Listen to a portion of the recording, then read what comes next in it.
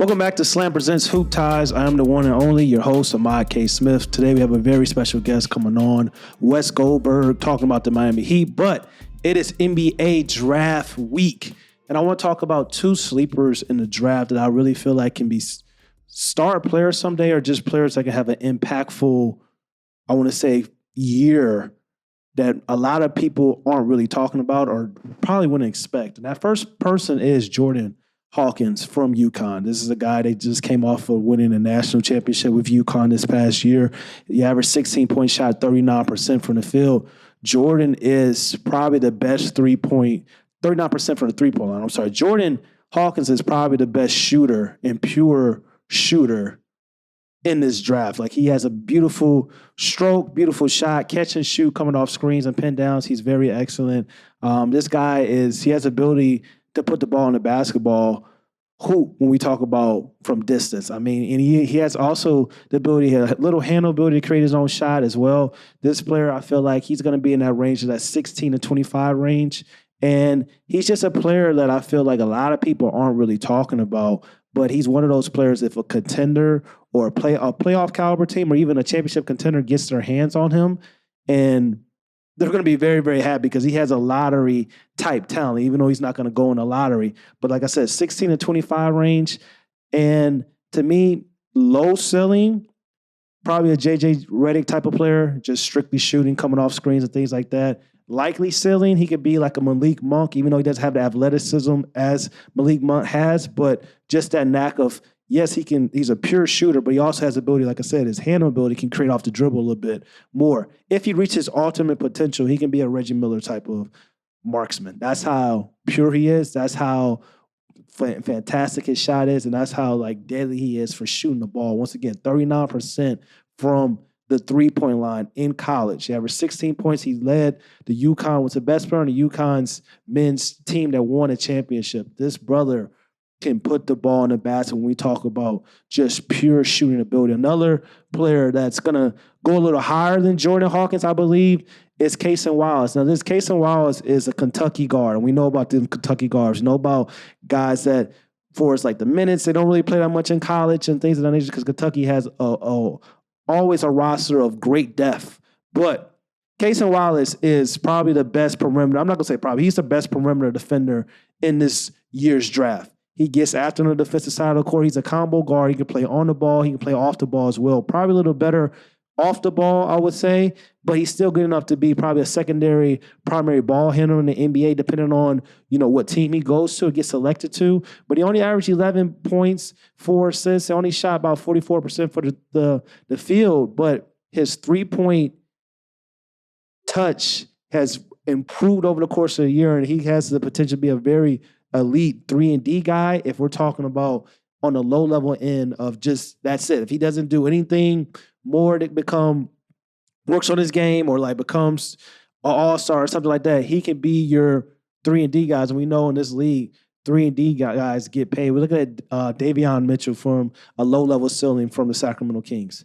That's something he can be like if he doesn't really work on his game or things of that. And that's not a bad player. Dwyane Mitchell is a nice backup guard that can defend and also has the ability to shoot the three as well. But I don't think he's going to be that. I think he most likely would be a Marcus Smart type of player. We know what Marcus Smart did in college, but combo guard, can defend. Marcus Smart won a Defensive Player of the Year award. He can shoot the three. That can be Cason Wallace. That's his most likely thing he'll become. But if he reaches his full potential, I feel like he can be a Drew Holiday type of player because he has the ability to create, got a good handle, can work on that, but he can create off the dribble a little bit. He can finish a little bit, but for his off-ball defense, and if he works on his offensive game and just become this overall package, he has the potential to be a Drew Holiday type of player. So those are two guys I feel like, especially if we've seen Drew Holiday work on his game on the course when he first came in, and then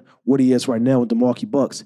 Cason Wallace has that potential. I don't know if he's going to reach that potential. I don't know if Jordan Hawkins is going to reach that potential. But these are two sleeper picks that I feel like if a team, the right team, or they go to the right situation, because we know situations, everything, they're going to be very, very impactful. Similar to Tyrese Maxey.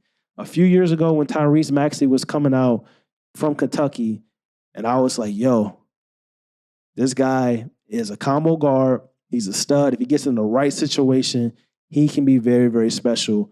That's what I really feel about Cason Wallace the most. And I feel like he's not even going to drop the way Tyrese Maxey dropped all the way to the 20s. Cason Wallace is going to be potentially, he can go as high as 8. And I feel like he can go probably as low as like 17. But like the ceiling is there, the potential is there. It's just like we just got to see what he's going to be. But we have Wes Goldberg coming up. We're talking about the Miami Heat. We're talking about Dwyane Wade. Stay tuned next for that interview. All right, we're back with another fire guest, Wes Goldberg, writer and host on the Locked On Heat podcast. How you doing today, man? I'm good. Thanks for having me. Good. First question I have for you. What was your favorite team growing up, and what kind of started your love for the game of basketball? My favorite team was the Miami Heat. I was born and raised here. So it's the team I cover now. So yeah. So I really got into basketball. The Miami Heat I got into because of Dwyane Wade in 2003. I remember like the Alonzo Mourning, Tim Hardaway years in the late 90s. But when I really fell in love was with D Wade and just seeing what he was able to do on the court. It just blew my mind. But what really attracted me to the game before D Wade was Kobe and KG. It's not really original answers there, but like I remember watching Kevin Garnett shooting threes at 7 feet tall and like making layups from behind the basket. And I'm like, what is this guy doing? How is this even happening? So I fell in love with the game then. Well, it's great to have another Miami Heat guy. I'm from St. Louis, Missouri, but I grew up a Miami Heat fan. Dwyane Wade is my favorite player of all time. Let's go. We'd have a basketball team. Kind of gravitated towards Dwyane Wade and Marquette. That magical, tournament run he went on and things of that nature. So it's like I said, once again, it's great to have another Miami Heat guy, especially a guy that's grew up watching the Miami Heat as well. I would say for me, it was Allen Iverson, and then after Allen Iverson, quickly gravitated towards Dwyane Wade. But let's get right into it. Talk to me about the run that the Miami Heat went on, because we know what happened in the regular season, and then things quickly shifted. And it's basically a whole new team came along in the postseason with the Miami Heat. So talk to me about that run. Surprising, magical, unexpected. And honestly, man, like one of the most fun seasons and specifically playoff runs that I've ever covered, been a part of, or just watched and experienced. The season itself was not very fun. The season itself was pretty frustrating. It was hard to get a read on this team because there was a lot of signs during the year. I kept telling people, I can't tell if this team's even good or if it's bad. We're hovering around 500 the entire year. I can't really figure out what's going on. Sometimes it just feels like they're missing a bunch of shots, but I feel like the execution and like the schematic stuff is good. Like the stuff in like under the hood works. But if you're missing that many shots in today's game, there's only so far you can go. And then the playoffs roll around. And I think there's something to be said about, all right, clean slate, 0-0, no stats, no more cold streaks, no more ruts. It's just a brand new season. And the more you talk to the Miami Heat coaches and players before the playoffs started, the more they talked about that, the fact that this was a clean slate for them and a fresh start. And they really embraced that. And I think for shooters like Duncan Robinson and Max Strus and Gabe Vincent, who did struggle for most of the year, so much of shooting is once you get the mechanics down, mental, right? We know that. So I think having that sort of mental refocus and reset was really important for them. And I honestly think that just getting that first game in Milwaukee and Giannis getting hurt and then kind of seeing the light at the end of the tunnel, they're like, oh my God, like we can actually do this, really, really helped them and propelled them basically all the way to the NBA Finals. Was the Milwaukee series a series where you felt like, okay, this team has a chance to go and do something special? Because I remember watching that series once Giannis got hurt, and then I was like, I always used to tell people, if there's one team that can really give Giannis and the Bucks trouble, I always felt that was Miami, because they had the defensive philosophy and formula to kind of like not slow Giannis down, but make things difficult for them. And that's what kind of happened. And then after they beat the Milwaukee Bucks, a lot of people were doubting them against the New York Knicks. And then they went on and basically showed the New York Knicks, okay, well, we got this. And then the Boston Celtics arrived. Talk to me about that series, because I feel like that was a crazy series entirely. Yeah, I mean, you go up 3-0 over the Boston Celtics, and Celtics fans are losing their minds. It's fire Joe Mazzulla. Do we have to break up Tatum and Jaylen Brown? Is this the end of the group as we know it? And then the Heat lose 3 straight in the same series. And Miami fans are saying, what's going on here? Is this the end of a run? Is this all the team has left? Did they run out of gas? Is this the end of an era? Kind of doing the same thing, right? Yeah. And then it goes to a game 7 and Miami pulverizes the Celtics. And, I think when I started believing that this team could make a run, it wasn't really even after they beat the Milwaukee Bucks. I thought they would beat the New York Knicks in the second round, but I didn't know if they would beat them like handedly. And because they split the series, I'm pretty sure 2-2 in the regular season. And but the Knicks played them well, and the Knicks were the kind of team that could take down the Miami Heat, like the regular season version of the Heat, right? And so I was like, all right, let's kind of see how this goes. Like, if this is going to be like a really tough series and Miami just barely gets through it, then I don't think they're going to have a chance against the Boston Celtics, but or whoever comes out of Boston Philly at that point.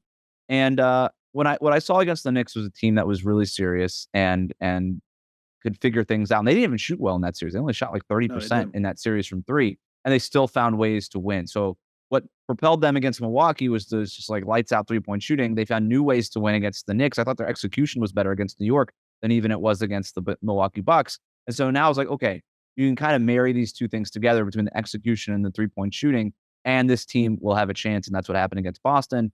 It didn't necessarily happen against the Denver Nuggets, but the Nuggets are just too good. That was not going to happen. Yeah. And speaking of the Denver Nuggets, why did you feel like they struggled so much against the Denver Nuggets in the NBA Finals? Nikola Jokic.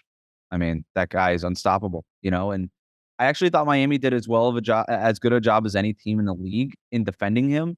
They kept the Nuggets point totals pretty low. I think that's like the offensive rating stuff, the per 100 possessions was still pretty comparable to what the Denver Nuggets had been used to, but they slowed the pace down. They kind of got the Nuggets out of their game a little bit and controlled a lot of the tone of that game. But the Nuggets are just too talented. There's too much chemistry. They know how to play well together. Jamal Murray just made that star leap in the middle of the playoffs. And I just think they're a really deserving champion. And what was funny was being around the team after the bubble run. There was a real sense of disappointment, like a real, like we could have had that one. And obviously in that finals against the Lakers, Dragic and Bam get hurt early in that series. And it just kind of went sideways pretty early for them. But they really thought, and maybe it was part of the motion of just being in the bubble as long as they were too, they were like pretty distraught after that. And then even after they lose to the Celtics in game 7 last year in the Eastern Conference Finals, they were devastated, like devastated. After this one, there wasn't devastation. I mean, they were upset that they lost, but it wasn't to the same level. And the more you talk to people around the organization, like it was like they felt really good about their run. Like there was a sense of pride in what it is that they did. And it's not like a moral victory thing because Pat Riley doesn't believe in that and the Miami Heat don't believe in that. But I think there is still a chance to reflect and be like, wow, like we were the 8th seed. Like we just barely got into this out of the play-in tournament.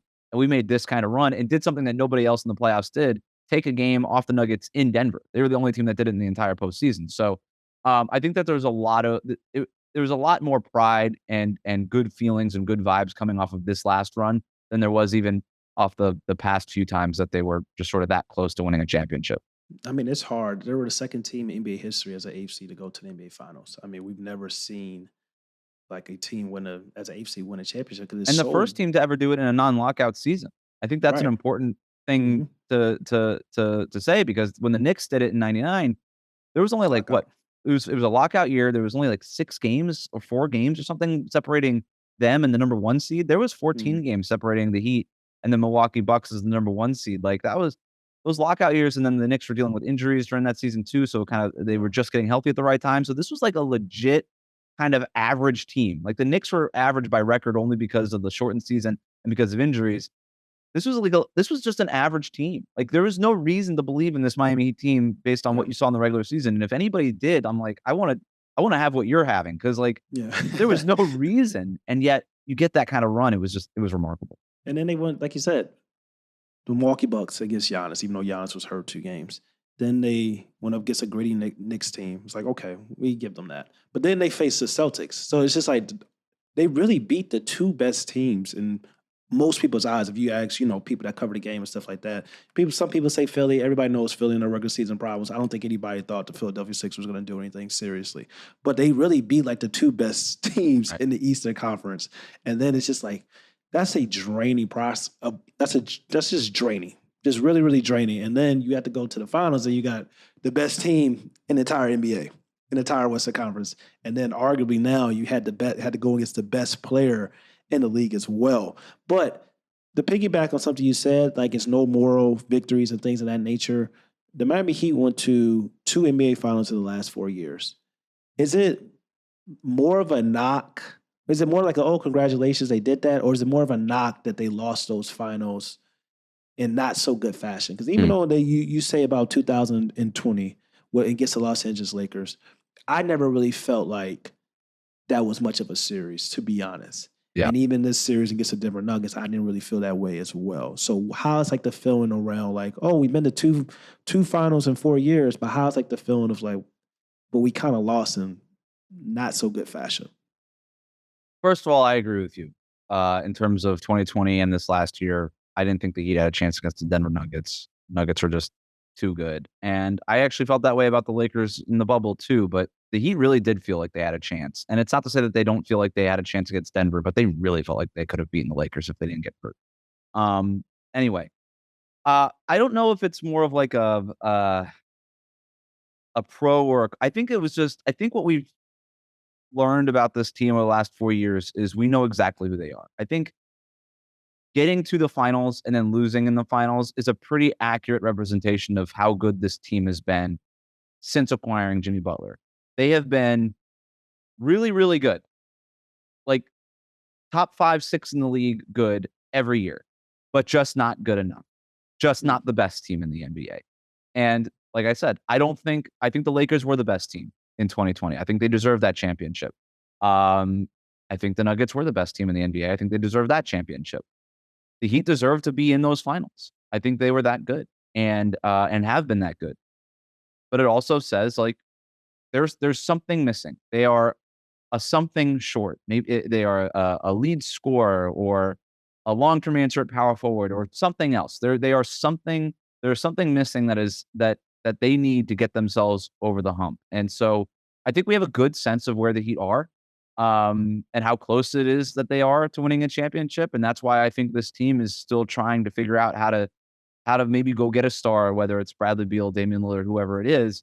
I think that's why why the Heat remain focused. Even last year, Kevin Durant, Donovan Mitchell being involved in those rumors. That's why they are still involved in these kinds of conversations, despite maybe by record or by accomplishments or by how far they go in the postseason. Maybe it doesn't look like they need a superstar, but they feel like they need a superstar. So coming off a finals appearance, most people would say that you have a chance the following season to return to the NBA Finals. Do you think the Heat are good enough if they run things back to win the championship this upcoming year? To win a championship? Probably not. I mean, you can always give yourself a chance. We've seen that. Give yourself a chance. Who knows what can happen? Maybe somebody gets hurt, something like that. Mhm. But I probably wouldn't. If you run it back and running it back, like, what does that really mean? Like, you're not going to be able to bring back, guys like Gabe and Max if you're keeping Gabe Vincent, Max Strus, if you're bringing back Kyle Lowry and Duncan Robinson. You probably need to address the front court spot if Kevin Love and Cody Zeller leave as unrestricted free agents. So there's going to be some sort of movement on the roster regardless. But if anything short of making a acquisition of some sort of high end starter to kind of superstar and in that spectrum, anything short of that, I would say it probably takes something magical again to do what it is that they did. But I would still say that the Nuggets, the Suns, I would still put the Bucks, the Celtics just traded for Kristaps Porzingis. Like, I would still put them in my preseason power rankings over the Miami Heat. So it's interesting you say that because Pat Riley had a press conference the other day. He basically came out and said, like, it's on Jimmy Butler's shoulders. Like, he said he would love to find a perfect complementary piece for Jimmy Butler, but it's not really easy. And Jimmy Butler's a great player. It's like he kind of got to get it done. And this leads to my next question. I want you to piggyback off that, the Pat Riley one. But, like, Jimmy Butler averaged 27, 6, and 6 in the 2023 NBA playoffs. But it felt like this playoffs, it was like very high moments, and then it just kind of tailed off, tailed off, tailed off. Pat Riley feels the way that he feels. But the real question is, do you believe that Jimmy Butler is good enough to be a number one on a championship team? I think he's good enough to be your alpha on a championship team. I think he's good enough to be maybe even your best player on a championship team. I don't think he could be the number one scorer on a championship team. And I think that's an important difference to make, especially in today's NBA where your number one scorer is usually your best player.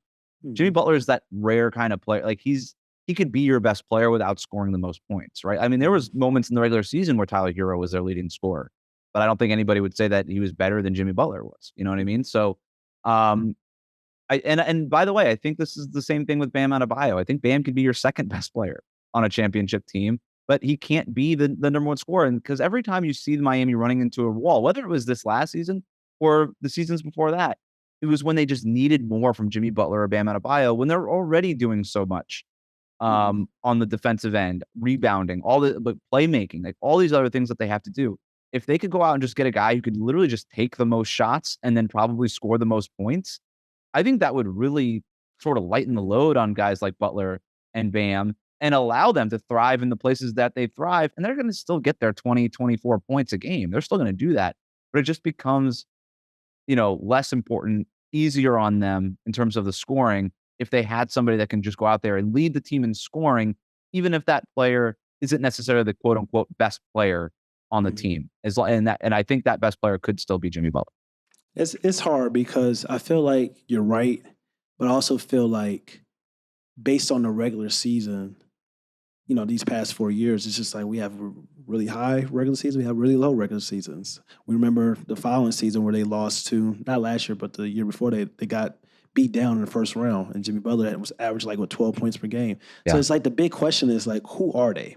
Are they this regular season team that we saw this year, or are they the postseason team? And then you brought up you kind of talked about a scorer that can just take the most shots. Pat Riley came out and said that they have Tyler Herro. Tyler Herro is part of the anchor for their franchise. How do you feel about that? Is he that guy? Can he be that scorer that Jimmy Butler and that Bam needs if they don't go out and make a move? I think one day he could be. I'm really high on Tyler Herro. I think the Heat are very high on Tyler Herro. When Pat Riley is out there saying that he's, anchors with Bam Adebayo of the franchise, I don't really think he's trying to sell us anything. I think he truly means that. The Heat really, really like what they've seen from Tyler over the last few years, his work ethic, how he's added things to his game every single season. I think that's really important. Added kind of his floater this year. That he's going to be in the lab working on stuff, adding stuff to his bag coming into next year. And they did miss him in the NBA Finals. They really did. And I think that much was apparent. I think there's hope that he can one day be that guy. The problem is, how does that fit with Jimmy's window? Can he be that guy while Jimmy Butler is still able to be the best player on a championship team? And like you were talking about, the wear and tear is real. It's a real question whether or not this guy can keep doing what he's doing, especially if he's going to kind of give it up, kind of let go of the rope during the regular season, kind of coast. Yeah. The way I kept saying is in the regular season, he's going 50 miles an hour and a 65. Mm-hmm. You know what I mean? And then the playoffs roll around and he puts the pedal to the metal, and now he's going 80 and a 70, and he's flooring it. But, you can only do that for so long, right? Before things start blowing out. So I don't know. I don't know how much longer Jimmy has where he could play like this in the playoffs, and how much time Tyler Herro needs to be the guy, the kind of scorer that they need. The other problem with that is it would be a lot easier if it was just Jimmy and Tyler, but it's not. It's Jimmy, Tyler, and Bam. And when you talk about other windows outside the Jimmy Butler window, the Bam Adebayo window is wide open. That dude's 25 years old and he just keeps getting better. Yeah. So that's why I think Pat Riley during that press conference was also preaching patience, because if you kind of get past the Jimmy Butler window and it's clear that he's not that guy anymore, do you start to reconfigure things towards the Bam Adebayo and Tyler Herro window? Because we just saw what the Nuggets did, staying committed to Nikola Jokic and Jamal Murray, and they won a championship with that. And they have a ton of roster versatility and flexibility and all these things. And I think that's something that the Miami Heat value. So that's why I think, if they can get that guy now who could be that top scorer, they would, but they're not going to be desperate. They're not going to overpay, and they're not going to mortgage the future to do it. That's why they didn't ultimately pull off the Bradley Beal trade, right? So would you consider?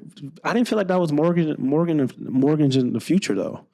That Bradley Beal situation. It was a lot of conflicting reports. We don't really know what the Miami Heat offer and things of that nature. But I feel like based on what the Suns gave up, I mean, I don't even would they had to give up Tyler Herro for Brad, I don't think so. No. It's just like I think their worry was the contract. If they're going to get contract. If they have that contract with their payroll as it currently stands with Jimmy and Tyler getting these extensions, they were going to be up against that second apron basically every year for the next 3 years. And then we know what that second apron does in terms of your roster building but moves. it's crazy. So that but the was the second, problem.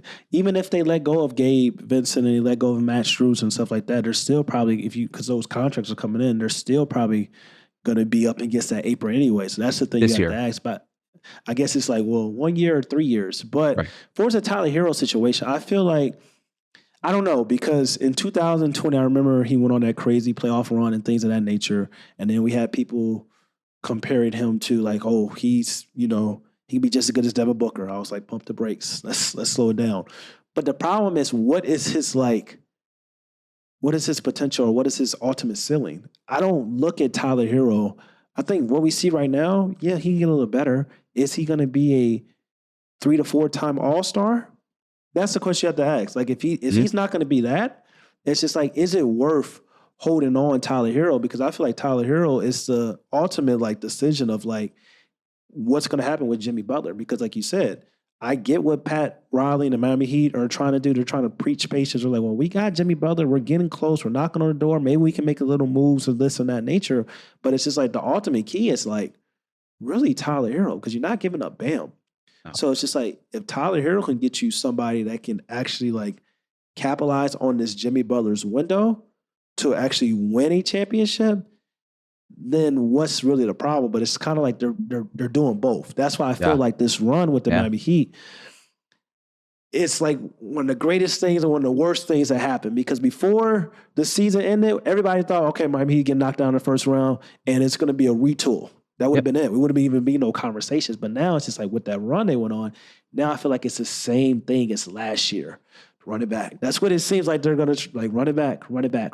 So it's complicated. I don't know what Tyler Herro is going to be, but it's tough, Wes. It is. No, I mean, tough. It's a great point, and it's one that the Heat need to figure out. And I think, to be clear, I think Tyler Herro is. You're right. The Devin Booker thing is out. He's never going to be Devin Booker. We know that for two reasons. We've seen Tyler Herro now for a little bit more than just the bubble run when he was a rookie. Yeah. We've also seen what Devin Booker has become, which is a top 10 player. That's not Tyler Herro's ceiling. He's not going to reach those levels. I think he could be as good as Bradley Beal was. I think he could be that good. And Beal's 7 years older than Tyler is, right? And I know that Beal had a couple of years of scoring 30 points, but those, high usage, taking a lot of shots, I think there's a world where Tyler Herro is close to what Beal was. That was probably his ceiling. I'm not predicting that he's going to get there, but that would be his ceiling. And that's why I think they didn't. And I think because you see Bradley Beal and just the injuries and he went from scoring 30 to 23 a game. He was scoring 23 a game last year. Tyler was scoring 21 a game last year. It wasn't that big of a difference. So I think that's why they didn't go that route. Obviously, Tyler is much cheaper and younger, and that matters too. Let me be clear. If they have to give up Tyler Herro to get Damian Lillard, they are doing that. You know what I mean? So this isn't ride or die with Tyler Herro at all costs. But Damian Lillard is that top apex premium star that you're willing to move somebody like Tyler Herro for, and worth the contract, honestly, because he makes you Dame, Jimmy, and Bam, your favorites in the East. Boom, let's go. You're the favorites in the Eastern Conference. With Bradley Beal, they obviously didn't feel like that was going to be the case, so they didn't make that they were not very aggressive in those conversations. So. It's an interesting thing. To go back to what you were saying, it's hard to toe the line, right? Between we've got something good right now, but we also want to make a move. And as much as Pat Riley was talking about patience, he did drop a couple of nuggets in that press conference. He said, I don't want to pause again. So this team is not interested in staying the same. He also said, we're working on our 5th iteration. So there is an awareness that this team is going to look different next year. How different? What does different look like? All those things are open questions that nobody, including the Miami Heat, including Pat Riley, they don't know the answer to that. Yeah. But they are trying to do something that propels them forward. Which makes this a lot of fun for us because we're about to talk about it now. So you talked about Damian Lillard. That's a guy that we already know, that a star level player that automatically. I'm gonna ask you I'm gonna give you 2 other names. I want you to ask me. I want you to tell me yay or nay. Okay. And these are I'm gonna give you star level players, and I'm gonna give you players that aren't really star level, but still impactful players that the Miami Heat can give. First name, Paul George. I mean, would be a great fit. He fits everything that the Miami Heat are looking for. They want length. They want shooting. They want versatility. That's Paul George, man. Like, that dude's a baller. And they would love to get their hands on somebody like Paul George. Now, I don't know what it would cost. I don't know what the Clippers are necessarily looking for. Is moving Paul George then the first step to maybe moving Kawhi Leonard? Like, what are you looking for if you're the Clippers? Mm-hmm. If you're looking for a rebuild, then maybe Tyler Herro does make sense for them. Get a nice young player, some draft picks, whatever it costs. I like the Paul George fit for the Miami Heat a lot. I agree. Next one, Zach LaVine. This one's a little kind of similar to the Bradley Beal thing, isn't it? And so if it costs you Tyler Herro, it's a hard no. But if you could get him for expiring contracts and things like that, then I think it's something that you'd have to think about. But the salary is a big deal. The injury history is a little worrisome. But that's why if it costs you almost just the expiring contracts, then you do it. But you also probably have to think that you're out of the Damian Lillard conversation. Yeah. I would say yes for Zach LaVine. The only reason why, because he's younger than Dame. He's 26 years old. He's not that much older than Tyler Herro. But I think what Bradley Beal and Zach LaVine do, because they all do very similar things. 3-level scorers that can operate in a variety of ways, can score, shot creators, elite. I think Tyler Herro is at the bottom of those three when we compare those three. Sure. Before Zach LaVine, I think they also, what they really lacked in this postseason run is a guy that can put pressure at the rim. And that's what his athleticism is God tier. That's something Zach LaVine would bring. And that's when it's like, you get the shooting, you get the 3-level, the shot creation, but also you get this like him putting pressure at the rim. So it's just like, that's why I would do it now. Now, not the star level names, but like the names where if the Miami Heat got these players, it would still be like, okay, well, they maybe can win a championship or they maybe won't win a championship. Unfortunately, Porzingis, I feel like he would have been the perfect fit next to Bam, but he's gone. The Boston Celtics got him. Yep. Miles Turner. I think Miles Turner would be a great fit. When you look at what you need next to Bam Adebayo, typically what the Heat look for are guys 7-footers who can shoot the three and rebound. And he does both of those things. Plus, he can protect the rim, right? He blocks a ton of shots. Miami always ranks near the bottom of the league because they don't block shots because they're small. So I think Miles Turner would be a great fit. I don't know that the Pacers are looking to move him. They just signed him to that extension. I don't know what it would cost. Well, there's reports going on right now that basically possibly Miles Turner and Buddy Hield and the Los Angeles Lakers are trying to do something with the 17th pick. Miami Heat have the 18th pick. So it's just like, it's kind of, I feel like the Miami Heat are in a tough situation because you want to wait on Dame, but it's like sometimes if you have to try to wait on this superstar to see what the hell he's going to do, then it may cost you like other small guys that can really help your team. We literally saw this last year when they were waiting on KD and Donovan Mitchell, and they basically didn't. And then PJ Tucker walked away, and they didn't have a power forward going into the regular season. Yep. Russell Westbrook. Loved what I saw from him with the Clippers. I guess now that they're getting Malcolm Brogdon, I don't know what that means for Westbrook. Maybe it means he's. I don't know. So it doesn't work in the playoffs because he can't. It's sort of like the Lakers' problem with Russell Westbrook. Like if you're playing him with non-shooters, it doesn't really work. And Bam and Jimmy Butler are not shooters. And in your most important moments, you would need those guys on the floor, obviously. But for the regular season, I kind of really like him as an innings eater because he's a guy that's going to play 80 games, 82 games. He's going to give you a ton of minutes. He's going to play hard every single night. And if you're trying to find ways to lighten the load on Jimmy Butler and Bam Adebayo in the regular season so that they could be preserved for the postseason, I kind of like Westbrook in that context. But I do wonder if it would just become an issue in the playoffs, which would be my hesitancy. But even like coming off the bench with the shooting that the Miami Heat have, because if you bring in Russell Westbrook, you'd probably bring in Gabe Vincent back, I'm assuming. Like, because Gabe's probably going to start and Russell Westbrook come off the bench and then be like that second option for the second unit, things of that nature. So if he's cool with coming off the bench and not closing games and stuff like that, then yeah, I think you could do a lot worse. I feel like next few of these players, but any of these players I mentioned for the second tier of like 9 stars, I feel like it would be 2. I don't feel like it would just be only a Russell Westbrook. Like I feel like if they went after Miles Turner, they'll probably try to get a Russell Westbrook as well. Yeah. Kyle Kuzma. I mean, perfect fit. In terms of like skill set and what the Heat needed power forward, really hard to to acquire him because he's opted out, right? And so he's opted out. So it almost makes it impossible because the only way now is via sign and trade. And if you're the Heat, you're just so over the hard cap now for a sign and trade that it becomes really, really difficult to make that happen. But in terms of skill set, that's exactly what they're looking for. Grant Williams. Same thing. You run into that sign and trade issue. The issue with Grant Williams is that he's still undersized. And I think when you're looking at what the Heat need in that front court, you really need somebody that's kind of close to 7 feet, like that Kevin Love, Kelly Olynyk kind of size. Like Grant Williams is a good player. He does a lot of the things that the Miami Heat like, but him and Bam, that's like we're talking about 6'6" and 6'8", 6'9". That's a small front court. I got 3 more, but I'm gonna give you 2 at one time. Tyrus Jones for the Minnesota, and also Naz Reid. Love Naz Reid.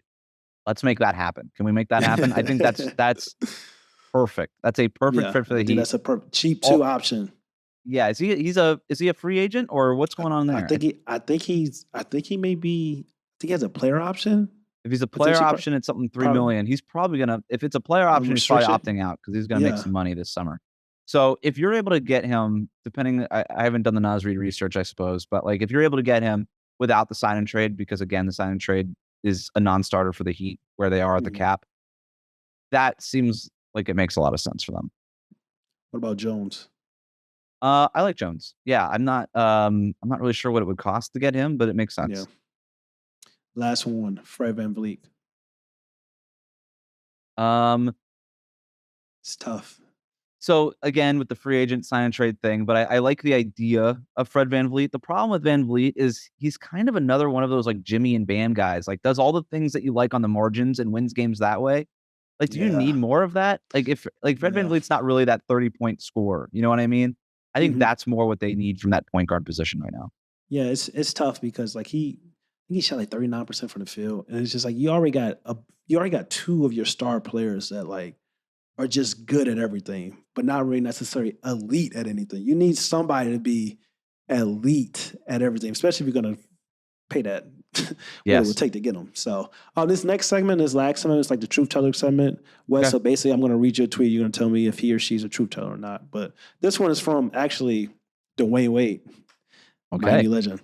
He says Dwyane Wade believes he'll be always. Dwyane, I don't think for this one. Dwyane Wade's my guy, but Dwyane Wade believes he'll be in the GOAT conversation still playing if it weren't for injuries. Truth teller or not? Truth teller, man. How are you saying no on this? Come on. GOAT conversation is crazy. That surgery at Marquette. Yeah. Derailed his career. And yet he is still a Hall of Famer. One of the top 3 shooting guards of all time. No question. True. Like, just imagine if they got that surgery right at Marquette. GOAT conversation, who knows? I mean, we also put Kobe in the GOAT conversation. Like, the GOAT conversation is sort of expanded, but it's like beyond just like Michael Jordan and LeBron. But like, could you imagine what Dwyane Wade's career would be like if he had never had the knee injury and he had like that athleticism for another, like, because if he has that athleticism in the Big 3 era, because it basically leaves him after the 2012 year. He still had a little bit of it in 2013, but it was basically gone by the playoffs. And in 2014, forget about it. There was a whole maintenance program thing, if we remember.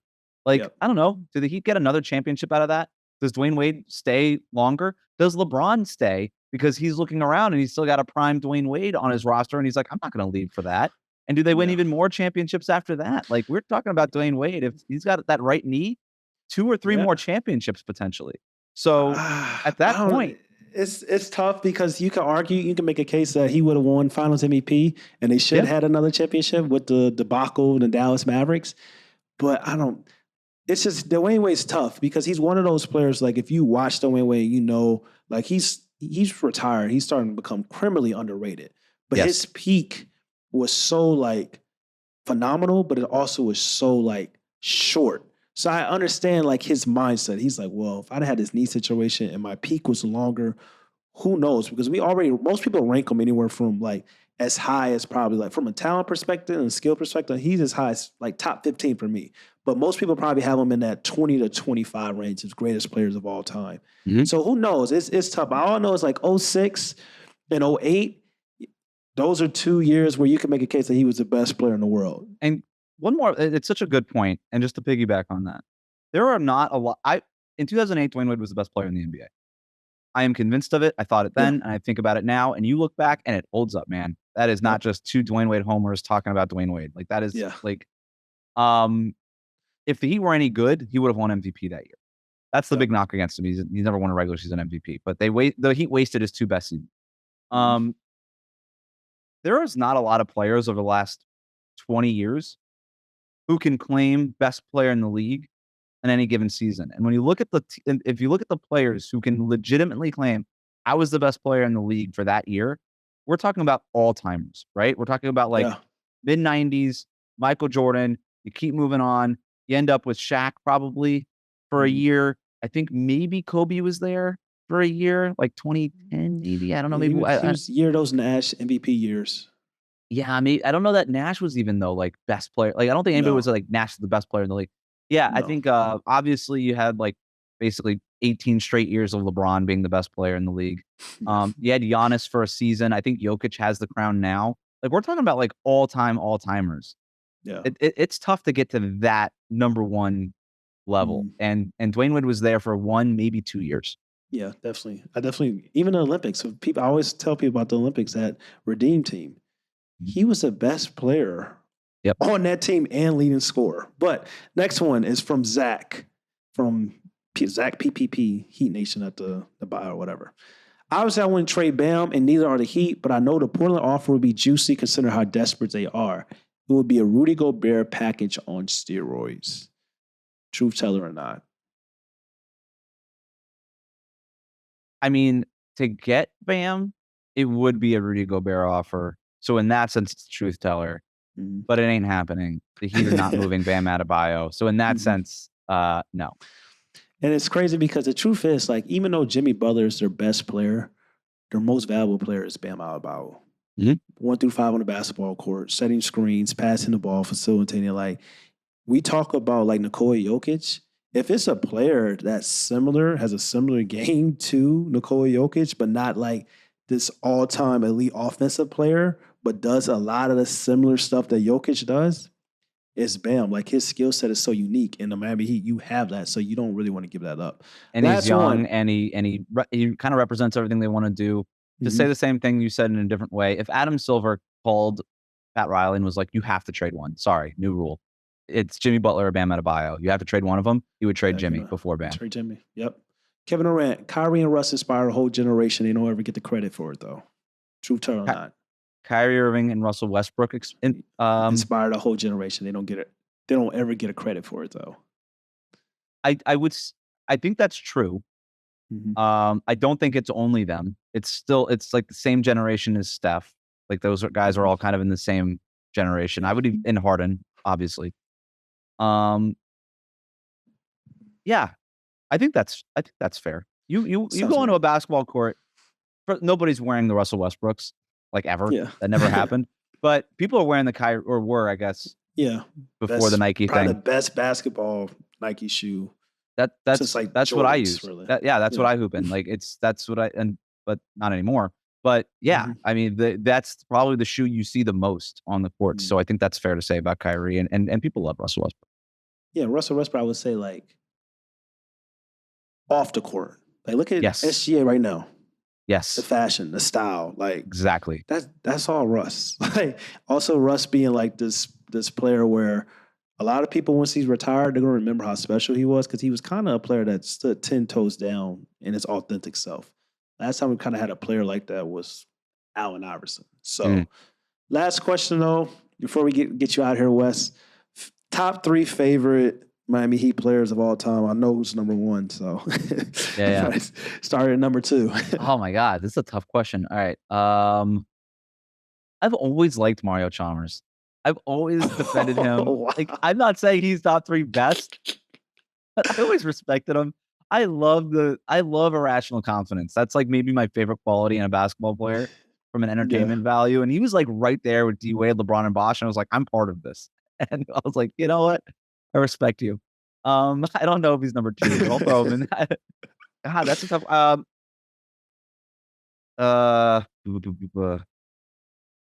Man, it's really tough. It's tough. I'd put Jimmy in there. Mm. Oh, and Udonis, obviously. Yeah. Udonis Right. has him? Okay. Yeah, those are my three. D-Wade, of course, number one.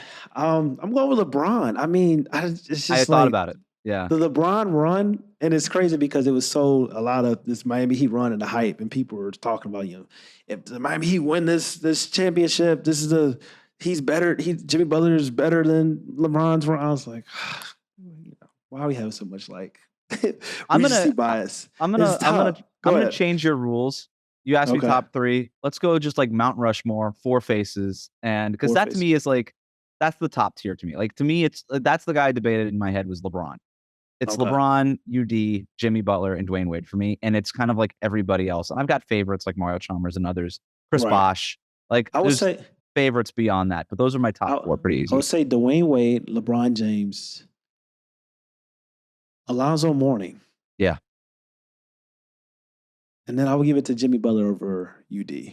Yeah. It's tough leaving off Udonis has some everything's meant for the Heat culture, but it's tough. I kind of want to leave that third. I would give it to Jimmy Butler, but if Jimmy has to win a ring. It's tough to say, but it's just like it's one of those things where like this is it. You got to do it. It's just like when LeBron James went to Los Angeles. Like nobody wanted to come there because of Kobe Bryant. LeBron came, he won a championship. And even some Lakers fans still feel like, we really need another one because of the COVID situation. We need one with a parade. Same thing with down here in Miami. This is D-Wade's town. Mm-hmm. Like most people wouldn't have came to South Beach because of the pressure that Dwyane Wade has put on this city and his greatness and his aura. Like even though he went to play with the Cavs and the we don't Bulls, talk about that. We don't talk about those stints. He's a Heat lifer, similar to Kobe Bryant with the Lakers. Exactly. So Jimmy Butler, you got to get it done, my guy. But Wes, tell us where we can find your writing. Tell us where we can find your show, your podcast, and all that good stuff. Yeah, I tweet out the writing. WC Goldberg on Twitter, Instagram, same handle. Check us out, Locked On Heat, YouTube, Odyssey, everywhere you get your podcasts, Spotify, Apple Podcasts. Really proud of the work that we're doing over at Locked On Heat. It's a daily Miami Heat podcast. So if you're a Heat fan, Monday through Friday, we got you. Monday through Friday. Wes Goldberg, thank you once again, man, for coming on. Make sure you go like, comment, subscribe, Hoop Ties, wherever you get your podcast. Also watch on YouTube. I'm Ahmad K. Smith. Had Wes Goldberg on. We're going, man. Peace.